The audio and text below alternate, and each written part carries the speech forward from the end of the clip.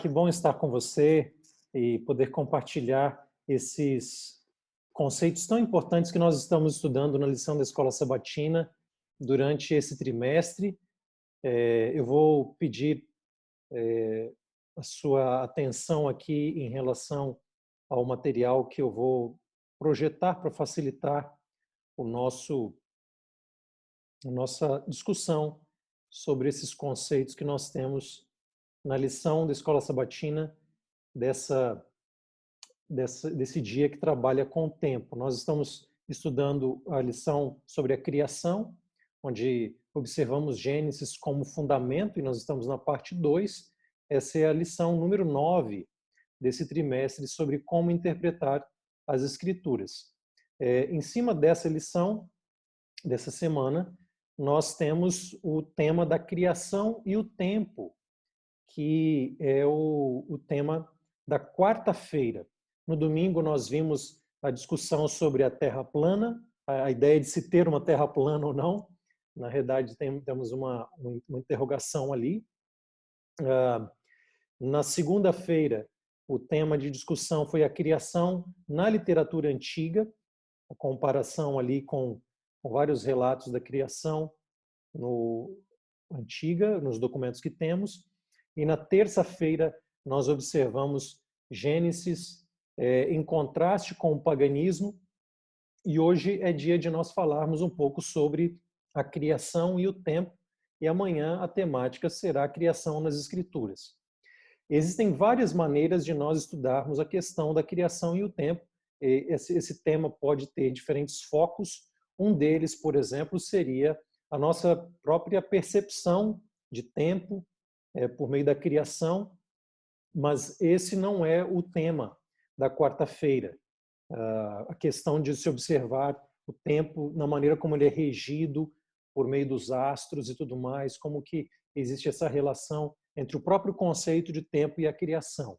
Não é essa a discussão que nós observamos na lição. O que nós observamos como temática da lição são as genealogias que nos são apresentadas nos capítulos 5 e 11, e nós temos ali nesses dois capítulos, você está observando o nosso gráfico aqui, eu tirei essa ideia de gráfico, embora o gráfico eu tenha feito via o Excel, esse gráfico eu tirei de uma Bíblia de Estudo, a ESV, uma Bíblia de Estudo produzida nos Estados Unidos, e aqui nós temos um gráfico bastante interessante que vai tomando as genealogias que são realizadas nos capítulos 5 e 11. Essas genealogias, como a lição destaca, elas são úteis para que a gente tenha uma percepção do tempo cronológico que vai envolver a idade da nossa Terra, vai envolver a noção cronológica para pensarmos o dilúvio, e enfim, e tudo aquilo que vai se desdobrar a partir disso daí. Bom, você está observando nesse gráfico o nome de Adão, obviamente o primeiro da lista, e aí depois vem numa lista descendente ali para Sete, Enos, Cainã, Maalel, Jared, Enoque, Matusalém, Lameque e Noé. Em Noé nós temos a menção final ali do capítulo 5, e aí depois nós vamos ter o relato do dilúvio e tudo mais, e aí nós temos uma continuidade depois desses relatos, quando a gente chega no capítulo 11, onde vem Noé, na realidade o 11 já começa com Sem, não é, vindo de Noé, e depois Arfade, Salá, Eber, Peleg, Reu, Serugui, Naor e Terá, que é ali pai de Abraão. Então nós chegamos até a altura de Abraão, porque o capítulo 12 vai retratar exatamente o chamado de Abraão. Como você está vendo em colorido ali, em azul é a idade da pessoa até ele se tornar o pai do primogênito dele. Então, no caso, claro que Adão teve Caim e Abel, mas você conhece a trágica história que envolve homicídio, fuga e tudo mais, e Sete se torna o primogênito no sentido de dar continuidade à descendência, né? E aí depois nós temos outras outros elementos de continuidade ali. Você está vendo que Adão tem um pouco mais de 100 anos, você pode conferir isso no capítulo 5. Depois você vai ter o elemento de Sete nessa continuidade, e aí você vai perceber como que vem ali em azul, e no laranja final seria a idade completa que se tem naquilo que os capítulos oferecem para nós. O que nós observamos por meio desse gráfico? Em primeiro lugar, naquilo que a gente tem sobre o processo anterior ao dilúvio, nós temos uma expectativa de vida maior, quando você observa isso.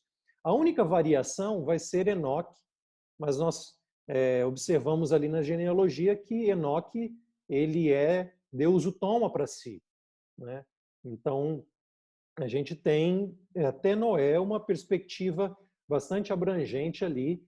Noé parece ser aquele que demorou mais para ter o seu filho Sem, em comparação com os outros, você está vendo no azul.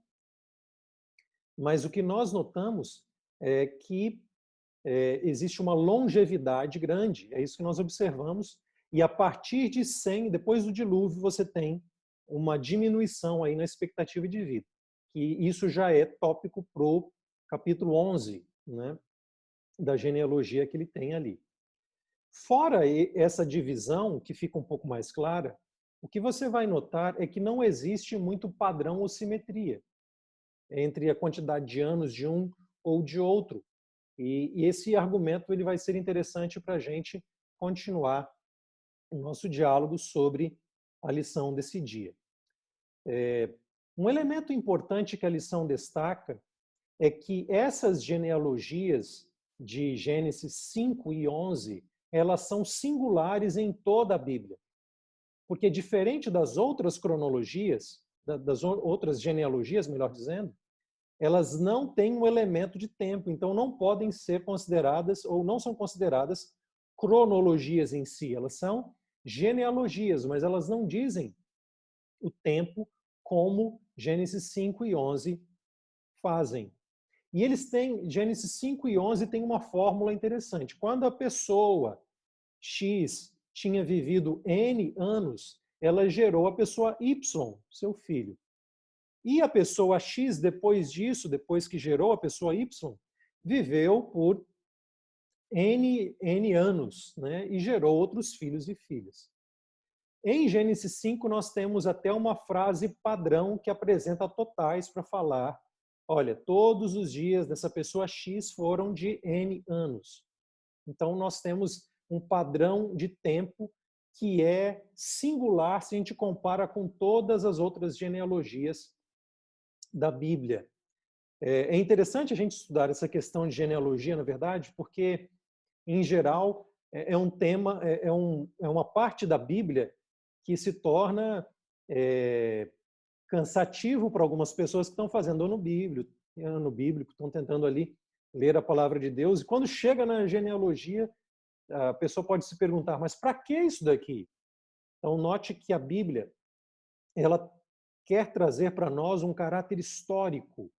A espiritualidade que nós encontramos na Bíblia é uma espiritualidade baseada na história, de pessoas reais, né? E Deus vai se apresentando nessa história. E um elemento primordial que nós encontramos em Gênesis 5 e 11, que agora a gente vai guardar isso com a gente, quando nós formos ler genealogias na Bíblia, é que eles não trazem apenas um traço genealógico, mas ele traz um traço também cronológico, que é apresentar o elemento do tempo. A lição desse dia, da quarta-feira, ela faz menção a um artigo do famoso teólogo adventista, já falecido, mas ele deixou sua marca nas publicações adventistas, ele trabalhou como professor do nosso seminário na Andrews University, e um dos artigos dele sobre essa temática é mencionado no finalzinho da lição da quarta-feira, que é o seu artigo sobre o significado das cronogenealogias, que essa é a categoria que é trazida para Gênesis 5 e 11, como nós já mencionamos, elemento cronológico da fórmula de tempo que não aparece em outras cronologias. E ele vai trabalhar ali nesse artigo que é mencionado, que é o segundo que está aparecendo na sua tela, o significado dessas cronogenealogias de Gênesis 5 e 11. Isso saiu na revista Origens, americana, em 1980, já um texto antigo, mas um texto que traz algumas informações muito significativas para essa temática que nós estamos observando. Esse artigo, na realidade, acompanha um outro artigo que não é mencionado na lição, mas é importante que nós saibamos, que é Gênesis 5 e 11, as cronogenealogias na história bíblica dos inícios, né? Os inícios da história bíblica. E você está observando ali, que eu coloquei o link para você ler e ter mais detalhes, esses dois artigos, eles estão disponíveis no website do nosso Instituto de Pesquisa Geocientífico, né? Geoscience Research Institute, que é um instituto da nossa associação geral, que trabalha temas de origens, temas muito importantes para nós. O que a gente pode destacar desses artigos? Lógico que tem muitas informações ali, mas os principais pontos desses dois artigos, um deles é a comparação dos dados do texto hebraico, que é o texto que nós temos na nossa Bíblia, né, no Antigo Testamento da nossa Bíblia, é considerado, na terminologia mais técnica, de texto massorético, e esse texto ele tem variações com outros manuscritos antigos, que estão, por exemplo, em grego, a Septuaginta. E uma das coisas que Gerhard Hasel vai apontar é que o texto hebraico, que é o texto usado para a nossa tradução bíblica, ele apresenta um padrão bastante interessante. Na realidade, essa cronologia ela não tem esquematização, como a gente viu ali no gráfico que nós mostramos antes. Não existe um padrão que a gente possa colocar ali. Isso é diferente dos outros textos antigos, que eles têm mais esquematização, tem um padrão que segue, existe uma simetria maior. E o texto hebraico não. E uma das coisas que os artigos de Hasel colocam é que esse é um indicativo bastante interessante da relevância e da importância do texto hebraico quando a gente compara com outros textos, né? O texto, se a gente toma esse dado como sendo o texto que traz as informações mais confiáveis para nós, então a gente tem essa característica no texto hebraico. É isso que ele vai colocar ali. Outro elemento importante que nós observamos no artigo do Hasel é uma projeção de cálculos. Cálculos no mundo, né, quando a gente estuda história muito antiga, é difícil a gente ter uma precisão tão detalhada e, por isso, historiadores trabalham com datas aproximadas. Você vai observar que nos cálculos de Hasel, ele também vai apresentar algumas variações, inclusive em relação ao nascimento de Abraão, em relação ao seu pai, à idade do seu pai. Ele vai comparar Atos 7, por exemplo, com Gênesis 11 e 12. Existe também uma questão ali depois do dilúvio, no início do capítulo 11, quando fala que precisa de ter 2 anos depois do dilúvio, Sem vai ter o seu filho. Então, tem essas variações também, mas a grosso modo o que você vai observar é o cálculo que ele vai fazer da criação ao dilúvio, cerca de 1.656 anos, do dilúvio até Abraão, cerca de 292 anos, e a gente teria um total ali da criação até Abraão de 1948 anos. Existe abertura para uma variação ali de 60 e poucos anos, nesse ajuste que eu mencionei para vocês, na comparação com Atos 7, no discurso de Estevão sobre a história do povo de Deus. Mas o que precisa ficar claro para nós é que da criação até Abraão, nós temos um intervalo de cerca de 2.000 anos, quase 2.000 anos. Isso é importante para aquilo que o artigo vai trazer. Um outro elemento importante da gente destacar é o uso de outras passagens bíblicas que são importantes para se calcular essas cronologias. Um deles está em 1 Reis, capítulo 6, verso 1, quando é dito sobre o templo de Salomão, Salomão iniciando a questão do templo ali, e é dito que são 480 anos depois da saída do Egito. A gente tem aí algo demarcando o tempo.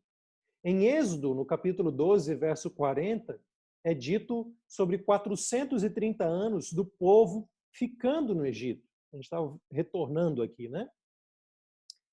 Um pouco no tempo.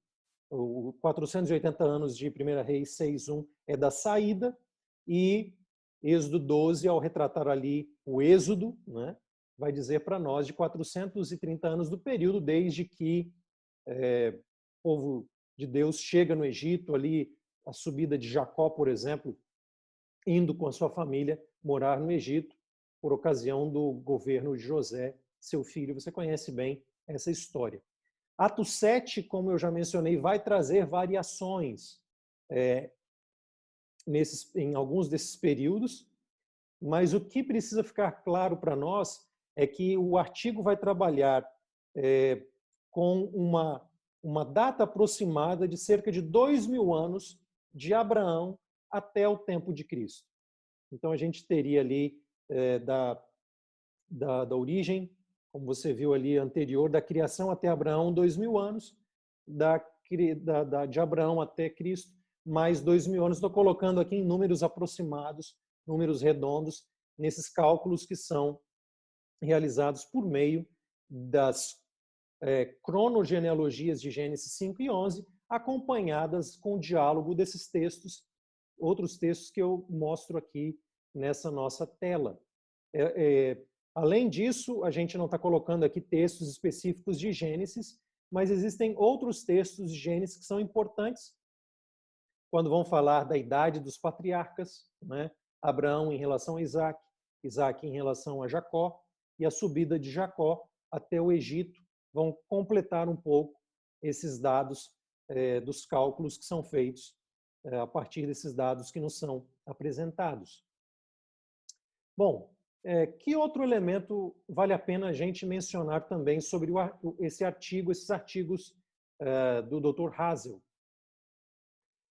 A diferença, e essa diferença ela é importante ser destacada, entre a cronogenealogia de Gênesis 5 e 11 com a genealogia de Mateus capítulo 1. Permita-me destacar um elemento interessante. Eu vou ler aqui na minha Bíblia, Gênesis capítulo 5, nós temos ali, ele começa assim: este é o livro da genealogia de Adão. Ele vai falar um pouquinho sobre o tempo em que Deus criou, o dia que Deus criou o ser humano, a semelhança, sua imagem e semelhança, e depois do verso 3 ele vai começar o processo ali de cronologia, incluindo cronogenealogia, incluindo a informação de tempo. Este é o livro da genealogia de Adão. É assim que começa o capítulo 5 de Gênesis. Quando nós vamos para o livro de Mateus, veja só que interessante, muito similar o início do capítulo 1 de Mateus.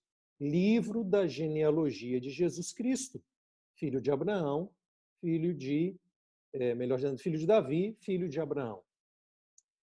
Se a gente observa a maneira como a genealogia de Mateus ela é estruturada aqui, a gente vai chegar no verso 17 e vai ler assim: assim, todas as gerações desde Abraão até Davi são 14, desde Davi até o exílio na Babilônia 14 gerações, desde o exílio na Babilônia até Cristo 14 gerações.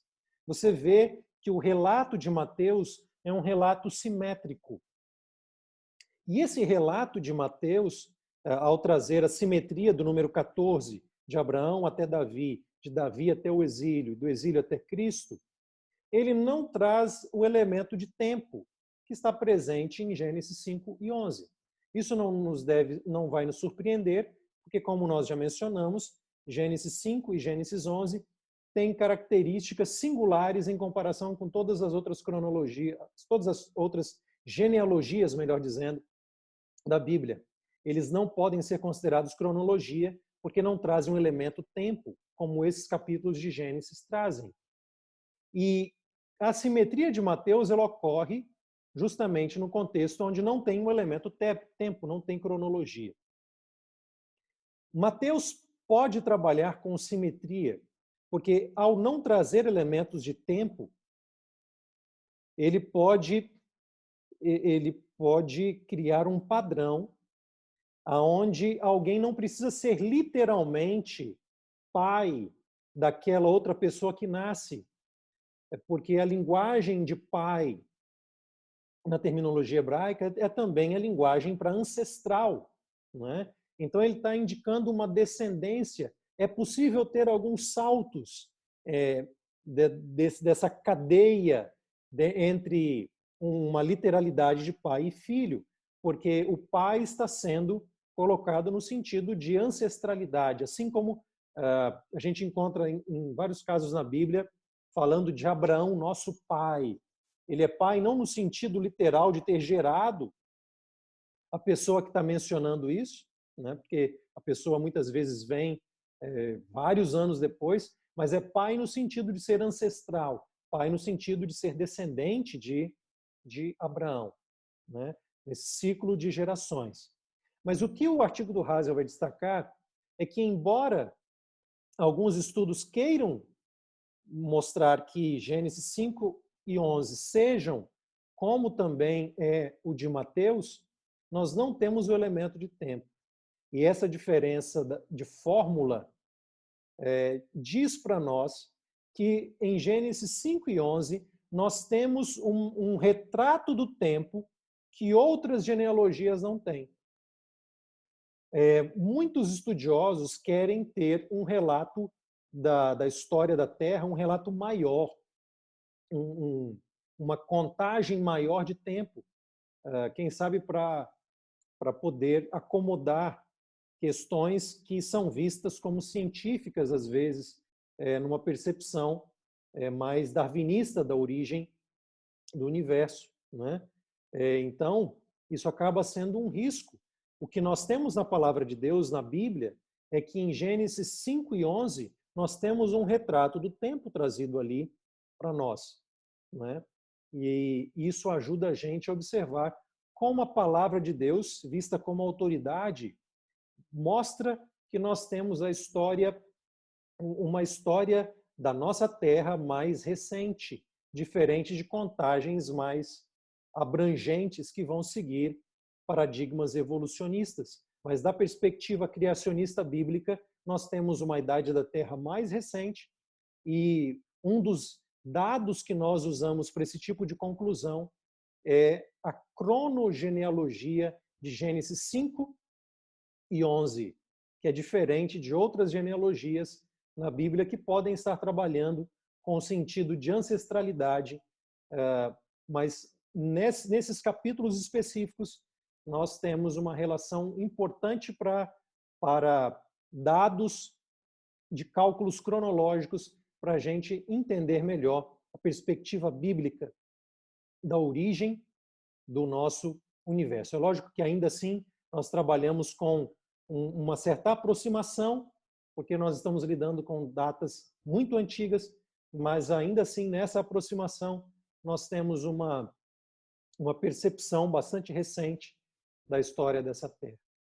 Bom, foi muito bom estar com você discutindo esse tema tão interessante que foi essa lição da quarta-feira, que você continue estudando com atenção outros pontos da lição que são tão importantes para a nossa semana. Deixa eu fazer uma breve oração para que o Senhor continue nos abençoando nesse estudo tão importante. Nosso Pai amado, te agradecemos pela bênção que nós temos ao estudarmos a Tua Palavra. Nós encontramos ali não apenas uma mensagem importante e bonita para o nosso coração, mas encontramos dados interessantes para que a nossa mente possa observar, possa estudar, possa calcular, e com esses dados nós podemos ter uma confiança de que o Senhor rege não apenas a nossa vida, mas rege essa história. E ao marcharmos para os capítulos finais dessa história, nós podemos ter a confiança de que o Deus que guiou a história no início desse planeta, ele também vai nos guiar nos capítulos finais da história deste mundo. Continua, Senhor, abençoando o nosso estudo da lição dessa semana. É o que nós pedimos em nome de Jesus. Amém. Que Deus te abençoe. Foi bom estar com você. Um forte abraço. Que Deus continue nos abençoando ao continuarmos estudando a lição da Escola Sabatina.